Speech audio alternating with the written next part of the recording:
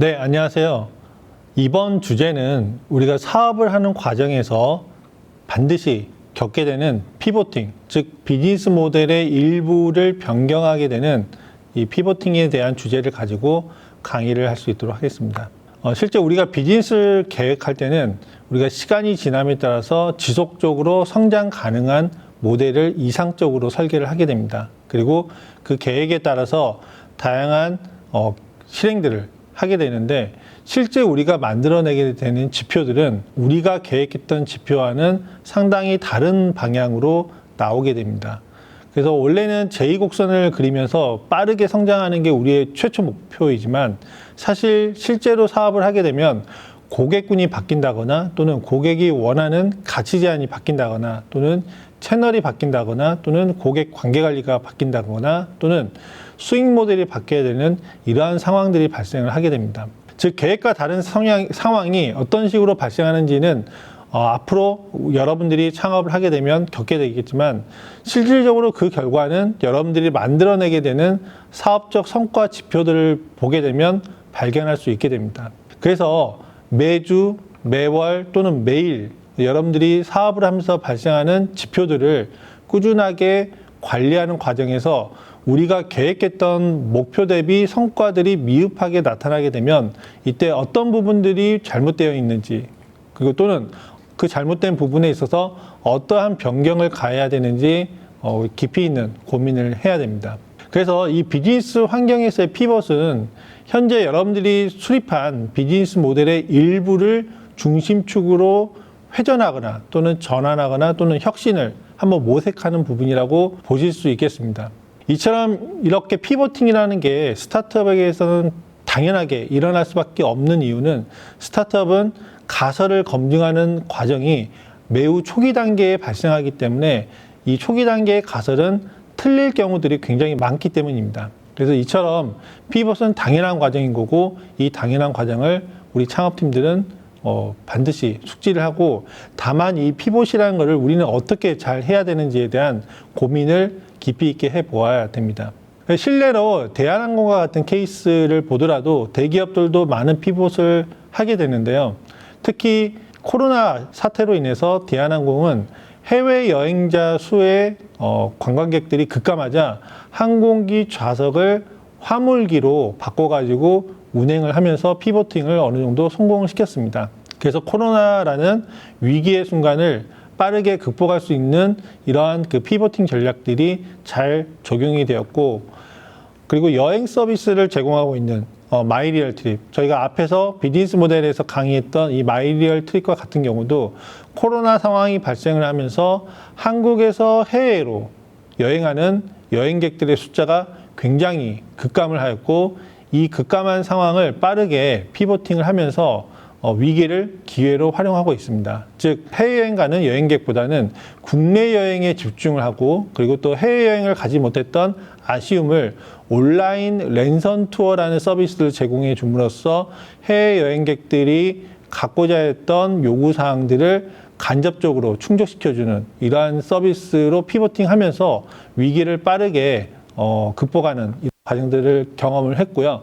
그래서 실질적으로 코로나 이전에 굉장히 높은 예약 건수들이 코로나 때 급감하였지만 이거를 빠르게 다시 원위치를 시키고 지금은 그 이상의 성과들을 만들어내면서 대형 영화사인 하나투어의 실적을 빠르게 넘어서는 성과를 도출을 해냈습니다.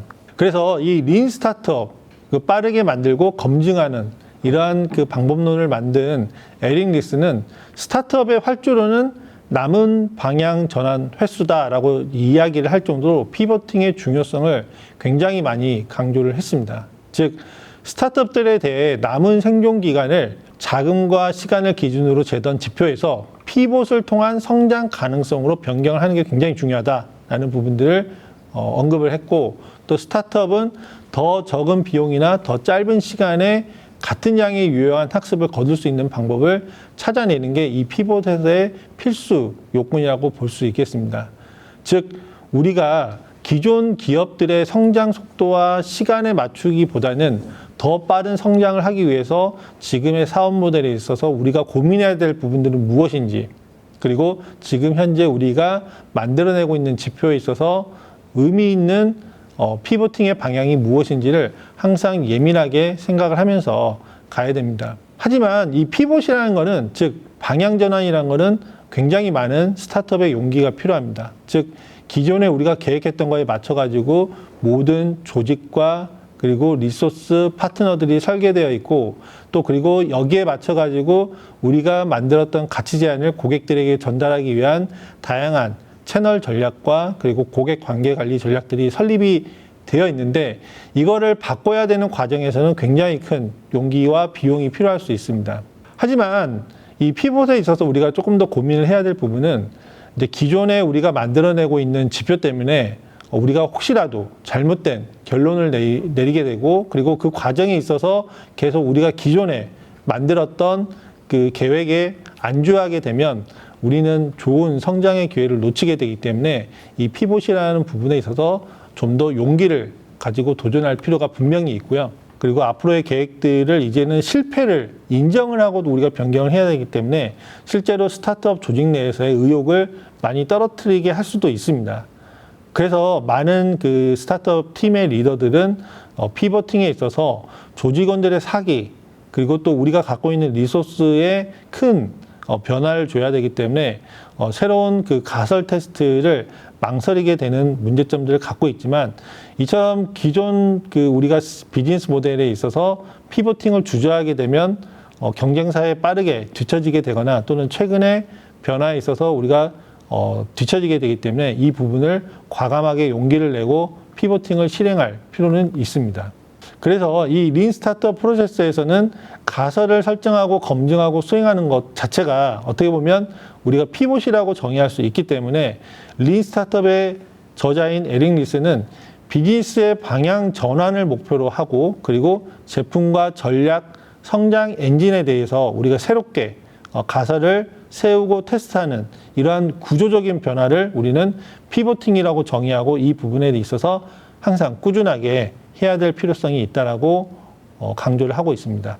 그렇기 때문에 이 린 스타트업 프로세스에 있어서는 가설을 세우고, 그리고 이 가설 중심으로 이러한 피보팅의 과정들이 진행되기 때문에 단 한 명의 고객이라도 우리는 더 만나고, 그리고 그 고객들이 겪고 있는 문제, 그리고 그 고객들이 이 문제를 어떻게 해결하는지에 대한 기존 대체제와 경쟁사들의 제품들이 갖고 있는 불편함, 이런 언맷 니즈를 끄집어내는 이러한 가설의 수립과 검증하는 프로세스를 지속적으로 반복하고, 이 과정에 있어서 우리 사업이 변화하는, 이 확장하는 그 과정에 있어서 피보팅을 지속적으로 실행할 필요가 있습니다. 그래서 우리가 고민해야 될 부분은 이 고객 개발 프로세스 자체에서 커스터머 프로블럼 핏, 즉 우리 고객이 존재하는지, 그리고 이 고객들이 겪고 있는 문제 상황이 현재 명확하게 정의되어 있는지 라는 이 커스터머 프로블럼 핏을 다양한 피보팅 과정들을 통해 가지고 정합성을 찾아내야 되고,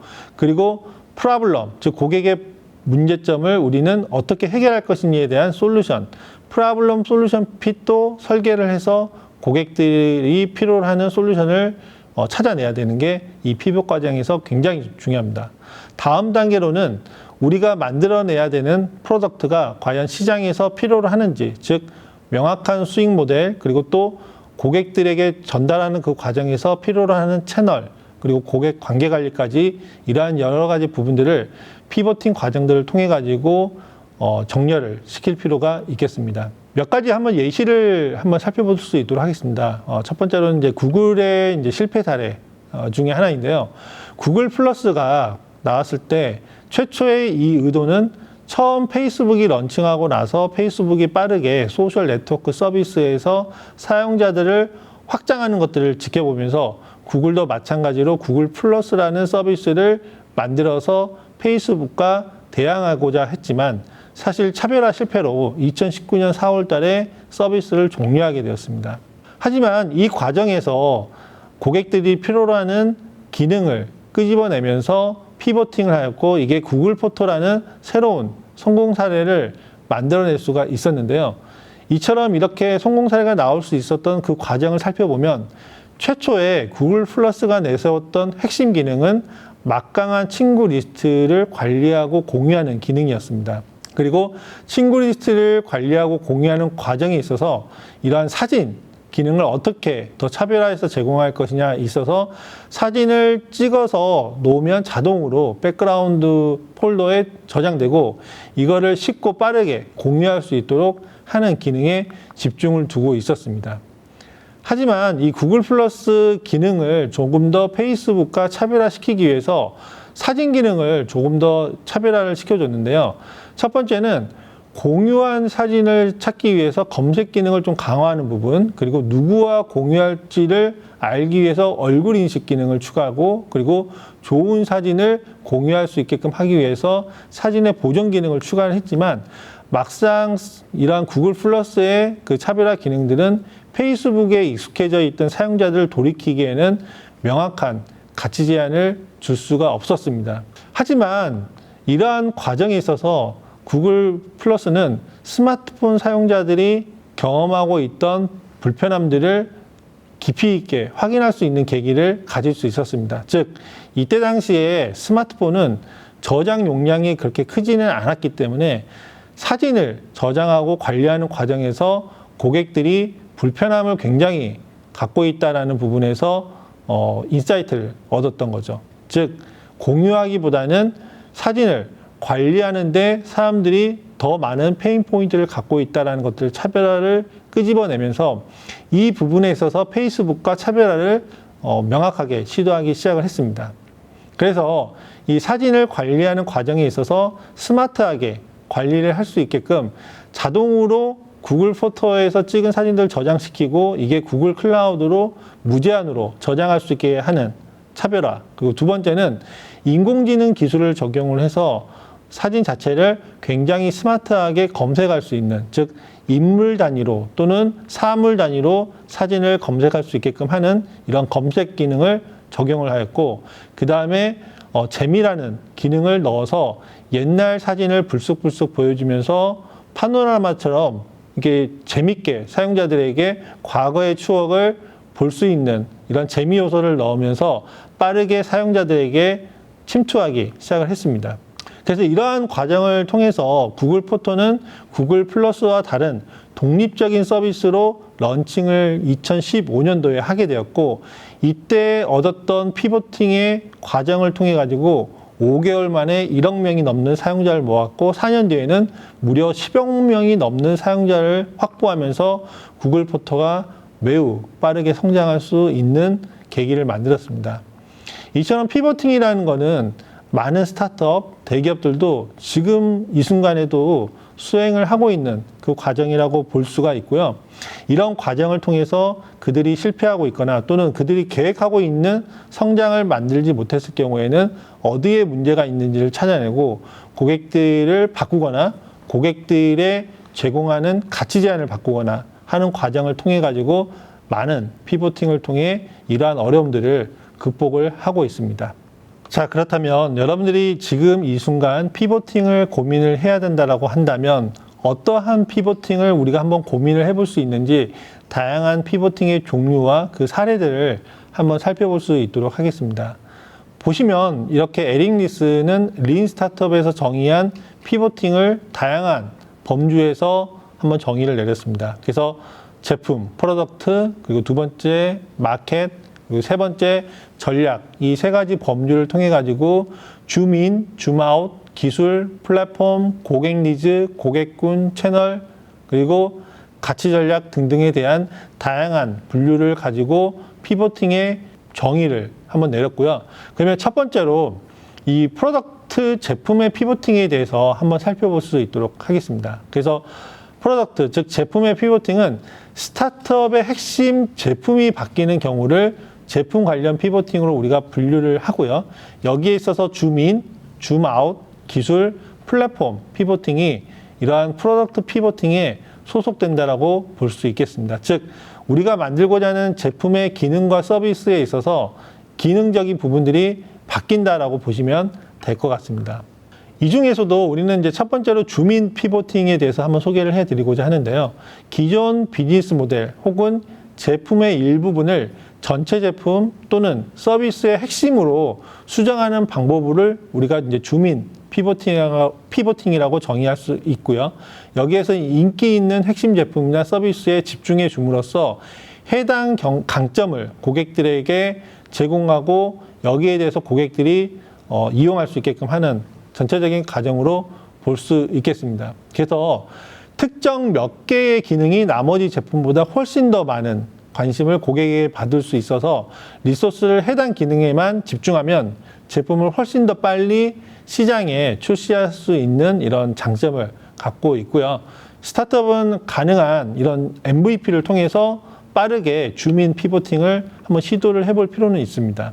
그래서 예를 들어서 유튜브와 같은 경우도 초기 MVP는 비디오 데이트 사이트였습니다. 하지만 고객들의 반응이 부정적이어서 주요 서비스 중에 하나였던 영상 공유 모델을 서비스의 핵심 모델로 채택해서 큰 성공을 거두었는데요. 이러한 유튜브 사례들이 대표적인 줌인 사례라고 볼 수 있을 것 같습니다. 다음으로는 줌아웃 피보팅의 사례인데요. 줌인 피보팅과는 반대이지만 기존 제품과 서비스의 추가적인 기능이나 서비스를 더욱더 보강을 해서 더 많은 기능과 서비스를 제공하는 제품과 서비스로 고객들에게 만족도를 높여주는 피보팅의 과정이라고 볼 수 있겠습니다. 그래서 기존의 단일 기능 제품으로 시장과 고객들에게 지원을, 즉 완벽함을 주기에는 불충분하다고 판단이 됐을 때 이때에는 고객들에게 더 추가적인 가치 제한을 도출해내고 그러한 가치 제한들을 기능으로 더 보완을 해서 완성도를 더 높여서 고객들에게 만족도를 제공한다고 볼 수 있겠습니다. 그래서 예를 들어서 옐프와 같은 서비스는 기존 식당, 카페 및 로컬 비즈니스 리뷰 서비스로 원래 유저들끼리 이메일로 식당이나 카페 같은 곳을 추천하고 받을 수 있게 하는 서비스였지만 피보팅을 통해서 사이트 플랫폼으로 홈 서비스 딜리버리까지 확대를 해 줌으로써 고객들에게 많은 인기를 얻었고 이를 통해서 빠르게 서비스를 확장할 수가 있었습니다. 즉 원래 제공했던 기능 이외에 홈 서비스 딜리버리 기능까지 제공해 줌으로써 고객들이 처음에 갖고 있던 고객의 니즈를 더욱더 완성도를 높여가지고 제공해주는 케이스라고 볼 수가 있고요. 국내에서는 클래스 101이 이런 줌 아웃 사례의 대표적인 사례로 볼 수가 있을 것 같습니다. 그래서 클래스 101은 온라인 취미 콘텐츠를 무료로 제공하는 서비스를 제공하면서 사용자들을 확보했지만 콘텐츠를 일회성만 소비하고 재사용을 하지 않는 문제를 발견을 했습니다. 그래서 야나두와 같은 유료 온라인 수업처럼 사용자들이 온라인 취미 콘텐츠를 지속적으로 사용하고 나만의 취미 결과물을 만들 수 있도록 텀블벅을 통해 가지고 피보팅 실행을 진행을 하였고 이를 통해서 빠른 성공을 확인할 수 있었습니다. 그래서 이러한 성공을 통해서 고객들은 큐레이션된 온라인 취미 콘텐츠와 함께 콘텐츠를 소비하는 데 필요한 준비물을 한 번에 동시에 구매하기를 원한다는 것들을 사전 구매 MVP 방식을 통해서 확인할 수 있었고 이를 통해 지금의 이러한 클래스 101의 원조가 될 수 있었습니다. 그리고 큐레이션된 온라인 취미 컨텐츠를 제공하는 기능에서 추가적으로 컨텐츠를 소비하고 필요한 준비물을 한꺼번에 제공하는 이 과정을 유료 플랫폼으로 기능을 확장해 주면서 수익 모델에 대한 피보팅까지 성공적으로 잘 만들어낼 수 있었습니다. 다음으로는 기술에 대한 피보팅인데요. 기존 고객군과 고객 니즈를 충족시키는 제품을 그대로 유지하고 가치 획득 방법 역시 그대로 유지하지만 여기서 새로운 차원의 기술로 제품을 구동 구현시키는 피보팅 방법을 우리는 기술 피보팅이라고 볼 수 있습니다. 즉 똑같은 해결책을 제공하되 완전히 다른 기술을 사용하는 것을 의미하고 이렇게 새로운 기술은 기존 기술에 비해서 훨씬 나은 가격 또는 성과를 거둘 수 있도록 해야 되겠습니다. 특히 이제 최근에는 빅데이터, 인공지능, 블록체인 또는 IoT 등과 같은 기술들이 많이 발전을 하고 있기 때문에 이러한 기술들을 잘 활용해서 기존 제품과 서비스에 이러한 새로운 기능 요소들을 집어넣어서 빠르게 성장을 만들어낼 수가 있을 것입니다. 그래서 윅스와 같은 사례도 보면은 HTML5를 적용을 해 줌으로써 기존 플래시 기반의 웹 환경을 더욱더 빠른 개발 플랫폼으로 피보팅 할 수가 있었고, 이를 통해서 개발 성능이 3배 가까이 상승한 효과를 보여줌으로써 고객들에게 제공하는 가치가 굉장히 좋아졌다라고 볼 수 있습니다. 그래서 지금 여러분들이 제공하고 있는 제품과 서비스의 기능들을 한번 보시면서 여기에 새로운 기술 요소를 접목을 시켰을 때 고객에게 제공하는 가치 제한이 더욱더 극대화되는지를 다시 한번 살펴보는 것도 굉장히 좋은 피보팅의 과정이라고 볼 수 있겠습니다. 그 다음 네 번째 마지막 플랫폼 피보팅인데요. 이 플랫폼 피보팅은 기존 앱을 개발하던 회사가 그 어플리케이션이 구동될 플랫폼을 개발하기 시작하거나 또는 플랫폼을 개발하던 회사가 어플리케이션을 개발하게 되는 피보팅 방법을 우리는 플랫폼 피보팅이라고 합니다. 즉, 특정 제품이나 서비스에 국한되던 것들이 이제는 공급자와 수요자의 규모가 갖춰지면서 플랫폼으로 진화되는 것들이 대표적인 사례라고 볼 수 있고요. 이처럼 이러한 플랫폼 피보팅을 통한 대표적인 사례로는 토스들을 한번 볼 수 있습니다. 그래서 토스는 최초에는 모바일 간편 송금 앱이라는 기능 자체로만 시작을 했지만 지금은 고객의 다양한 요구사항들을 기반으로 주식, 보험, 대출을 포함한 금융 플랫폼으로 그 기능을 완전히 확대하면서 이런 플랫폼 피보팅이 가능할 수 있었습니다. 즉, 최초에는 고객들에게 핵심 기능 중심으로 가치 제한을 제공을 했지만 우리가 더 많은 고객을 확보하기 위해서는 여기에서는 새로운 가치 제한들을 기능으로 구현해주고 이를 통해서 플랫폼으로 확장할 수 있다고 하면 훨씬 더 많은 고객을 확보할 수가 있을 것입니다. 다음으로는 비즈니스 마켓, 즉 사업 시장에 대한 피보팅에 대한 종류를 한번 소개해 드리도록 하겠습니다. 즉, 우리가 타겟팅하고 있는 주요 목표 고객 또는 시장에 대해서 변화가 발생하는 경우 여기에서는 시장 피보팅으로 우리는 구분할 수가 있습니다. 그래서 제품 관련해서 우리가 훨씬 더 본질적인 변화가 이루어질 때가 굉장히 많고, 그리고 보다 넓은 범위의 외부 요인에 얽혀 있는 경우가 많기 때문에 고객 니즈, 고객군, 채널 피보팅을 이 사업 시장 피보팅에서 우리는 다룰 수가 있습니다. 실제로 가장 많은 그 피보팅의 영역들이 이런 고객 니즈 피보팅, 고객군 피보팅, 그리고 채널 피보팅에서 발생을 하고 있기 때문에 이 부분을 우리는 주의 깊게 살펴봐야 됩니다. 그래서 첫 번째로 우리는 이제 고객 니즈 피보팅에 대해서 소개를 해 볼 수 있는데요. 특히 이제 비즈니스 모델 캠퍼스에 여러분들이 정의한 그 고객군, 특히 이제 고객의 니즈를 제대로 우리가 충족시켜 주고 있는지를 한번 좀 살펴보고, 만약에 우리가 고객 니즈를 제대로 충족시켜 주지 못하고 있다는 걸 발견하면 이때 고객의 니즈를 충족시켜 줄 수 있는 새로운 제품이나 그리고 사업 모델로 우리가 수정을 해서 대응을 하는 게 고객 니즈 피보팅이라고 볼 수 있습니다. 그래서 긍정적이지 않은 고객 반응이 오히려 이제 계기가 되면 이걸 기반으로 해서 새로운 고객 니즈를 발견한 경우가 굉장히 대부분이고요. 특히 우리가 고객 인터뷰를 중요하게 바라봐야 되는 이유가 고객 인터뷰를 하다 보면 고객들의 반응을 훨씬 더 빠르게 객관적으로 파악할 수 있기 때문에 반드시 고객 인터뷰와 또 이를 기반으로 한 고객 개발을 통해서 고객 니즈 피보팅을 수행할 필요가 있습니다. 또한 동일한 타겟 고객을 대상으로 니즈를 충족하는 새로운 제품이나 서비스, 그리고 기존 제품과 서비스의 수정으로 대응하는 경우들이 많기 때문에 이런 부분들을 잘 반영을 하면서 피보팅을 시행할 필요가 있습니다. 그래서 페이팔과 같은 경우들이 대표적인 이런 이제 고객 니즈 피보팅이 하나인데요.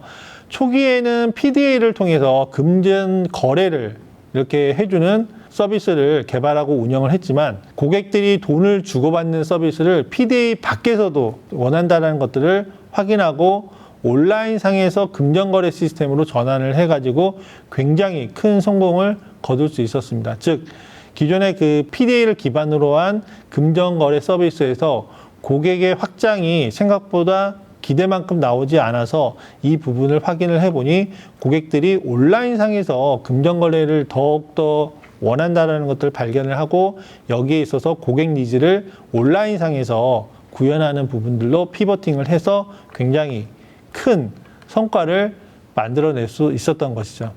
두 번째로는 고객군 피보팅입니다. 즉, 기존에 생각하지 못했던 고객군이 보다 매력적인 시장으로 이렇게 탐색이 되면 우리는 타겟 고객군을 빠르게 수정할 필요성이 있습니다. 즉 고객군 피보팅이 굉장히 또 많이 이루어지고 있는 피보팅 중에 하나인데요. 이를 잘 하기 위해서는 시장 세분화를 굉장히 디테일하게 하는 게 필요합니다. 그래서 시장 세분화를 통해서 타겟 시장을 정하고 그리고 MVP 제품을 런칭을 했을 때 여기에서 가장 고객 반응이 좋은 이런 타겟 시장들을 찾아내는 게 굉장히 중요합니다.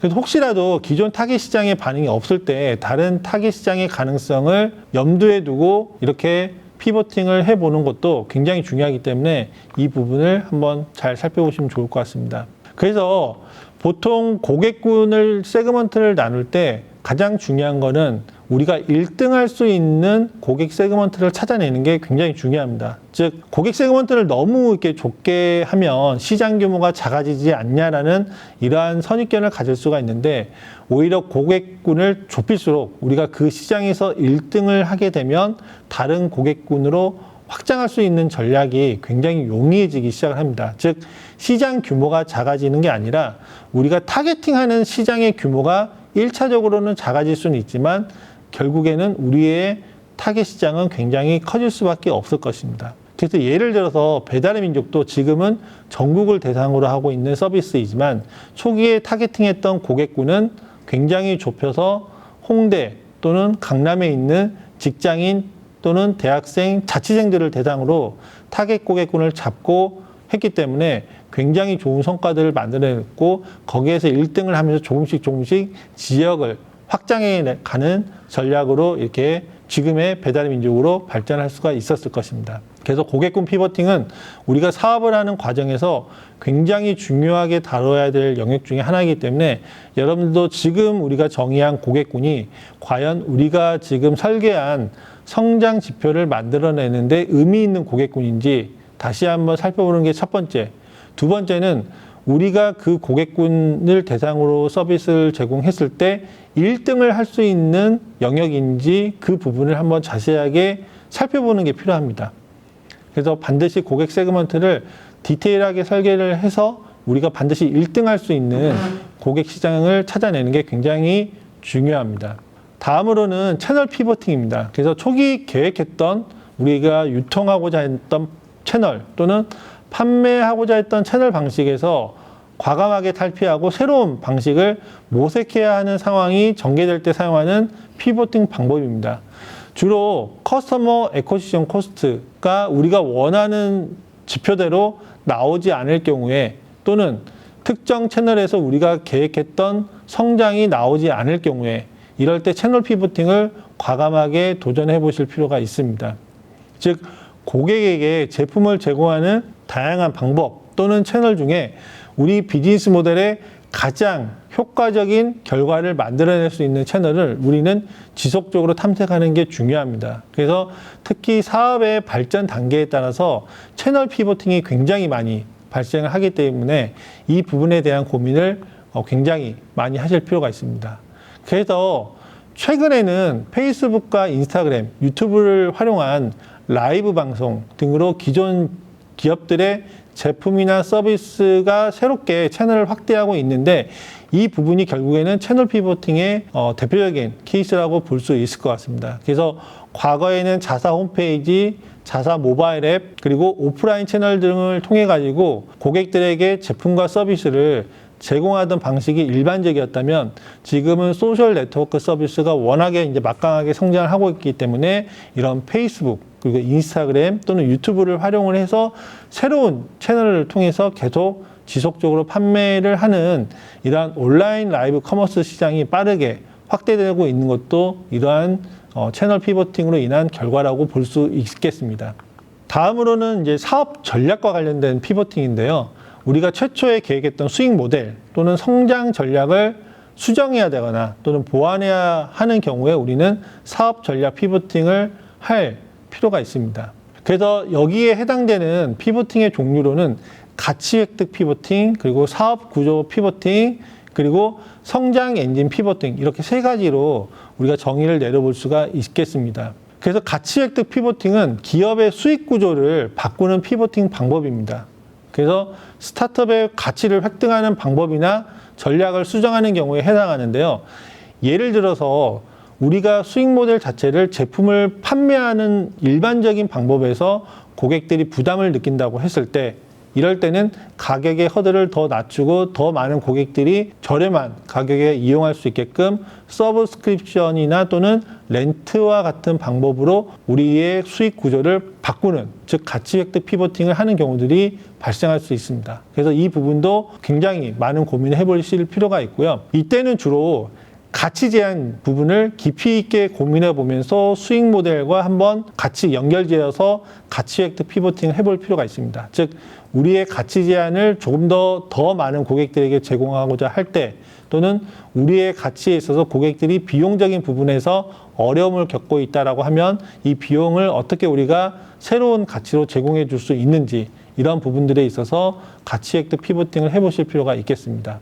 그래서 최근에 보면, 예시를 보면 루이비통이나 또는 이런 명품 가방을 구매하는 과정에 있어서 많은 고객들이 더 많은 명품 가방을 소유하고 싶어 하지만 원체 가격이 비싸기 때문에 많은 명품 가방을 이용하기에는 어려움이 있습니다. 그래서 이러한 틈새 시장을 잘 고민하는 팀 중에 하나는 주로 명품 가방을 렌트해주는 방법으로 해서 한 달에 일정 금액을 내면 최소 5개, 6개 이상의 명품 가방을 한 달 동안 여러 개 이용할 수 있게끔 하는 이러한 방식으로 서비스를 제공하는 걸로 가치 획득 피보팅을 하고 있습니다.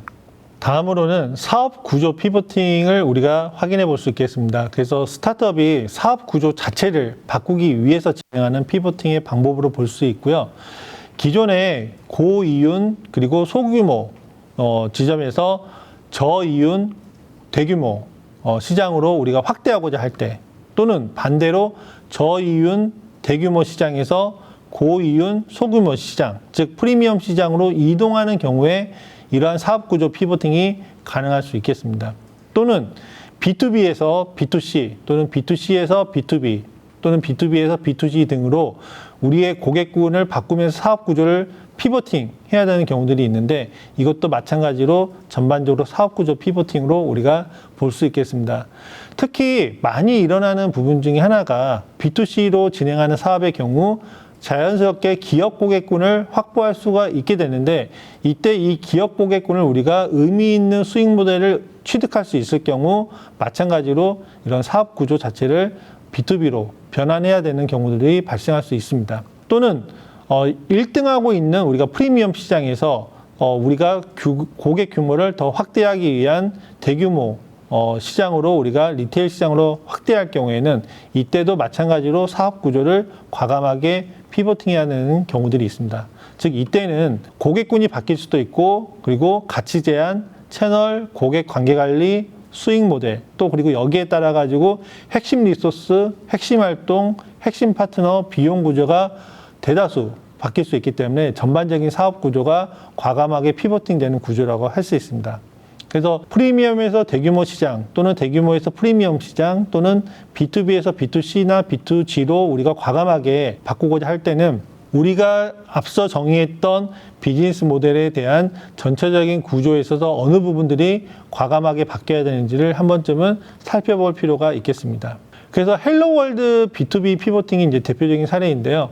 배달앱 철가방 시장, 즉 B2B 시장에서 배달 포스 플랫폼으로 피보팅한 사례가 이제 대표적인 케이스인데요. 즉 철가방 서비스, 이게 이제 B2C 서비스에서 의미 있는 성과가 나오지 않고 오히려 여기에서 배달업체들이 겪고 있는 이러한 그 기업의 니즈를 끄집어내고 여기에서 포스 플랫폼으로 과감하게 피보팅을 통해서 지금 빠르게 성장을 하고 있는데, 이러한 부분들이 이렇게 B2C에서 B2B로 피보팅한 대표적인 사례라고 볼 수 있겠습니다. 다음으로 그로스 엔진 피보팅, 즉 성장 엔진 피보팅을 한번 살펴보겠습니다. 즉 스타트업이 어떤 방식으로 성장하려 하는지 새로운 성장 전략을 우리가 모색할 때 활용하는 피보팅 방법입니다. 그래서 바이럴 또는 고정, 그리고 또는 유료 수익 모델 중 가장 효과적인 모델을 한번 선택을 해보는 것도 성장 엔진의 피보팅으로 볼 수 있습니다. 그래서 시장에서 강력한 입소문으로 한번 고객을 확보하고, 그 다음에 그렇게 확보한 고객을 기반으로 수익 모델을 만들어가는 경우도 존재할 수 있고요. 또는 처음부터 명확한 타겟 고객과 치명적인 또 차별적인 이러한 그 가치 제공으로 이렇게 유료 사업 모델로 전환하는 경우도 우리가 이런 성장 엔진 피보팅으로 볼 수 있습니다.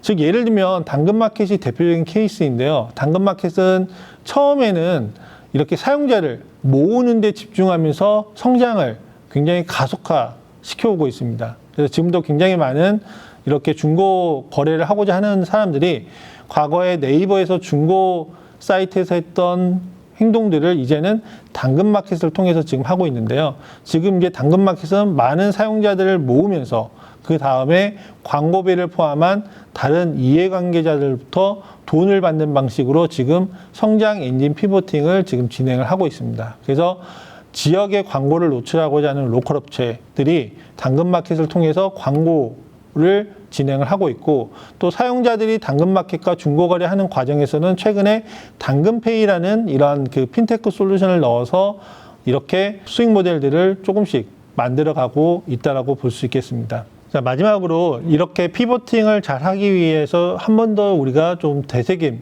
해야 되는 고려사항에 대해서 짧게 말씀드릴 수 있도록 하겠습니다. 특히 이제 피보팅을 진행할 때 주의해야 될 부분은 최근에 이제 미국에서 저희가 295개의 초기 스타트업들 대상으로 설문조사를 진행해 본 결과 스타트업들 대부분이 평균적으로 5번의 피보팅 과정을 경험하는 것으로 지금 설문조사 결과는 나오고 있습니다. 하지만 중요 부위에 대해서 피보팅을 할 때 잘못된 피보팅으로 인해서 오히려 폐업을 부추기는 결과도 있다라는 것들을 발견할 수 있었고요. 또한 그 73%의 스타트업이 한 번 이상의 피보팅을 경험을 하는데 이렇게 잘못된 피봇으로 인해서 오히려 실패로 귀결되는 경우들이 굉장히 많이 발생하는 것도 발견을 했습니다. 즉, 이 얘기는 피보팅이 무조건 사업을 성공시키는 능사는 아니다라는 부분을 다시 한번 강조해서 말씀드리고 싶은데요. 피보팅은 분명히 필요합니다. 하지만 이 피보팅이라는 것은 우리가 의도했던 최초 계획과 다른 사업의 결과들이 나왔을 때, 즉 성장이 더뎌지거나 또는 성장이 쇠퇴하는 경우, 이때 우리의 사업 모델을 다시 한번 진단하고 어디에서 변화를 줘야 될지를 고민해야 되는 시점에 우리가 피보팅을 해야지, 지금 현재 문제가 없는 상황에서 굳이 의도적으로 이렇게 피보팅을 하는 것은 굉장히 큰 리스크를 감내를 해야 되기 때문에 이 부분을 한 번쯤은 고민을 해 보아야 됩니다. 그래서 지금 우리가 많이 활용하고 있는 시청하고 있는 넷플릭스도 과거에 피보팅을 도전했다가 실패한 사례들이 있었는데요. 그러니까 2011년 9월 달과 11월 달에 기존 DVD 우편 배송 서비스를 하던 부분들에 있어서 사업을 분리를 하고, 그리고 또 온라인 스트리밍 서비스의 가격을 굉장히 높게 인상을 함으로써 이때 굉장히 많은 가입자 이탈과 주가 폭락이 이루어지는 경우들이 있었습니다. 즉, 피보팅을 과감하게 도전을 했지만 굉장히 실패한 케이스 중에 하나였죠. 그래서 이러한 그 피보팅 실패를 통해서 다시 재기를 하고 지금의 이제 전 세계 영화와 드라마, 스트리밍 서비스의 1인자가 되었지만 과거에 넷플릭스도 이처럼 피보팅을 하다가 실패한 케이스가 있던 것처럼 피보팅이 반드시 성공의 지름길은 아니기 때문에 여러분들도 지금의 사업 모델에 있어서 우리가 꼭 피보팅을 해야 될 이유가 왜 있는지를 다시 한번 생각을 해보고 기존에 우리가 계획했던 것과 다르게 사업이 흘러가고 있다면 한 번쯤은 피보팅을 깊이 있게 고민을 해보시고 나갈 필요가 있겠습니다.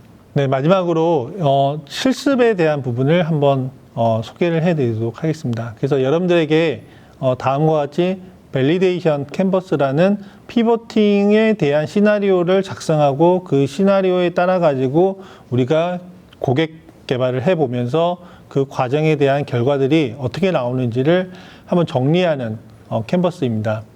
그래서 여러분들이 지금 현재 혹시라도 계획했던 성장이 제대로 이루어지지 않고 있거나 또는 우리가 앞으로 맞닥뜨리게 될 리스크에 대해서 어떻게 피보팅을 할 것인지를 한 번쯤은 시나리오를 설계해 보시는 것을 한번 추천을 드리고요. 그 과정에 있어서 이 밸리데이션 캔버스를 작성을 해 보시면 좋을 것 같습니다. 그래서 첫 번째는 다음 첫 번째, 리스크 관련해서 가장 위험한 가설, 즉 현재 우리가 지금 설계한 가설에 있어서 어떠한 새로운 가설을 우리가 설계해 볼 수 있는지 기본적인 비즈니스 모델 가설을 한번 세워보시면 좋을 것 같습니다. 그리고 두 번째로는 우리 고객군을 어떻게 우리가 가설을 바꿀 것인지, 또는 이 고객에게 제공해야 되는 가치 제한 부분에 있어서는 어떤 것들을 바꿀 수 있는지에 대한 피봇을 각각에 한번 작성을 해보시면 좋을 것 같습니다. 즉 앞서 정의했던 리스크 관련된 부분과 연계를 해가지고 우리가 새롭게 비즈니스 가설을 세웠을 때, 즉 우리 아이디어의 특정 기능과 부분들을 변경을 하고자 할 때 여기에 맞춰서 고객군과 가치 제한을 어떻게 바꿔야 될 것인지 부분을 한번 정의를 한번 2번에 한번 작성을 해 보시고요.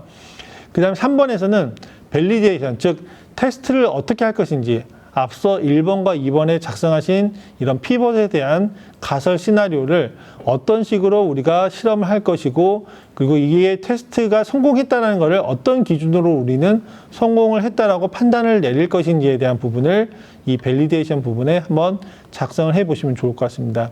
그리고 나서 최종 결과, 그래서 이 실행을 함으로써 가설이 검증이 되었는지, 즉 피벗된 가설이 검증되었는지 또는 기각되었는지, 또는 여기에서 주요하게 우리가 발견한 인사이트가 무엇인지를 한번 추적을 해보는 걸로 한번 보시면 될 것 같습니다. 네, 여기까지 그 밸리데이션 캔버스를 한번 작성을 해보시고 그 결과물을 다음번 수업에서 함께 가볍게 리뷰할 수 있도록 하겠습니다. 제일 중요한 건 지금 여러분들 비즈니스 모델에 있어서 정확한 진단을 한번 내려보시고 무엇을 바꿔야 될지, 또는 고민되는 영역이 무엇이고 고민되는 영역에 있어서 우리는 무엇을 한번 새롭게 시도를 해볼 것인지에 대한 가설을 세우는 게 이번 피벗의 가장 중요한 주제임을 다시 한번 말씀드리겠습니다. 네, 경청해 주셔서 감사합니다.